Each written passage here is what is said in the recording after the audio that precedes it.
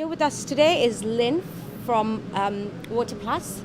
So Lynn, could you initially just give us an overview of what you're involved in and what you do on a daily basis? Yeah, so I'm a retail business development manager at Water Plus. So I look after any customers that are interested in finding a supplier in the new deregulated English water market in Scotland that want to enhance the service and potentially consolidate their water needs to one company. So it's been about 6 months since the opening of the biggest retail market in England. What would you say is the state of play currently? It's been a flurry of activity since the market opened in April. We've seen a number of large key customers looking at strategic tendering, right down to your small corner shops looking for a better price now that they have the choice, or even where they've had a separate water and wastewater supplier, they're looking to consolidate that to one supply. So everything across the range of business types in England. And I think one of the aims of this retail water market opening was to increase competition, and as a result we've seen a lot of new suppliers come in. Do you think that has made a difference at all? Yes, it gives the customer choice. We allow the customer to be serviced the way they want, whether it's online through a portal for smaller customers versus a one-point contact for larger customers. You could put Water Plus up there as a new entrant. We have the backing of previously being United Utilities and Severn Trent, so we have that pedigree, the knowledge and experience within Water Plus. You mix that with a customer-centric new head office in Stoke-on-Trent. It's really exciting that we get that, putting the customer at the heart, but also understanding how complex this market is. So there's a wide range of new entrants, and I think what the beauty of having experience is helping the customer understand the difference between their wholesaler and their retailer and what it is that the retailer is responsible for, so they can make informed choice.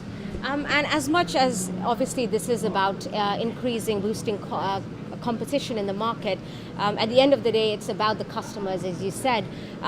Do you think customers have seen a change, or are they benefiting from this retail market?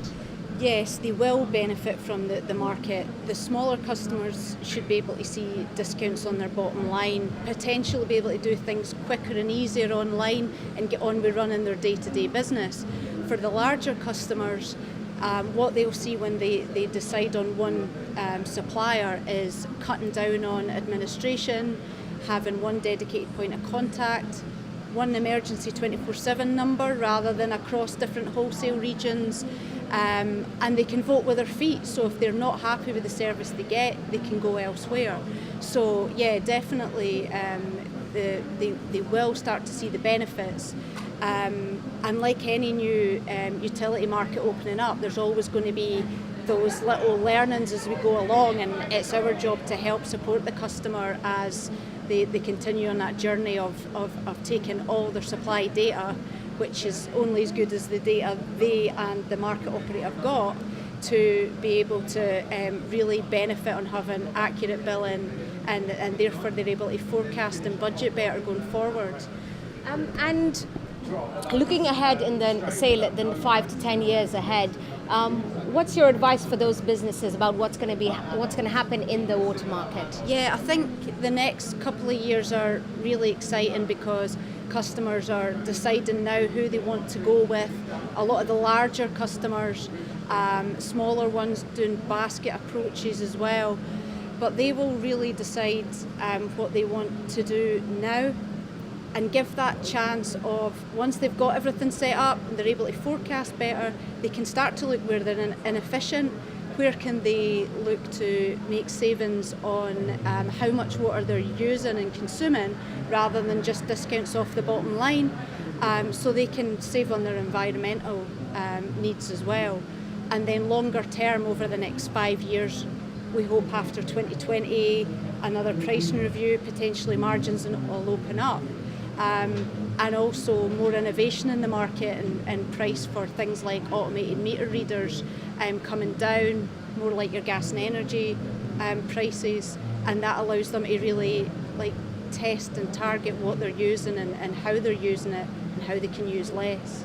And like you said, the market's been open since April, so it's not actually been that long. We have seen a few, maybe more than a few, businesses switch suppliers. But for those who are maybe hesitant or who are unsure, what's your advice or your tips for them? I think, yeah, don't go in naive to think this isn't going to take a bit of work on the customer's behalf. We will absolutely do as much as we can to help, but the data's got to be good, and sometimes it's procurement that put the tender out there, but it's the property department that will know new sites that are being built or being brought into the portfolio or stores that are being closed. So making sure your data is accurate and setting a position and time of what you're going to tender to ensure your pricing and data is as accurate as possible to get the best price, and then making sure that you keep that up to date as you go along.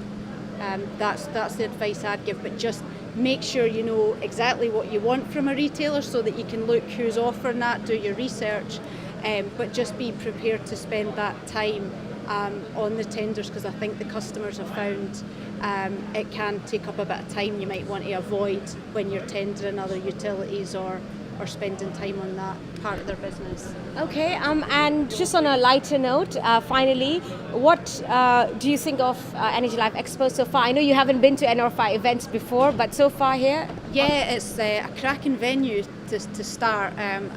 I've attended a lot of industry events, and it's great to see lots of customer faces that are recognised, but also new customers that potentially, like you say, haven't done anything in the water market yet.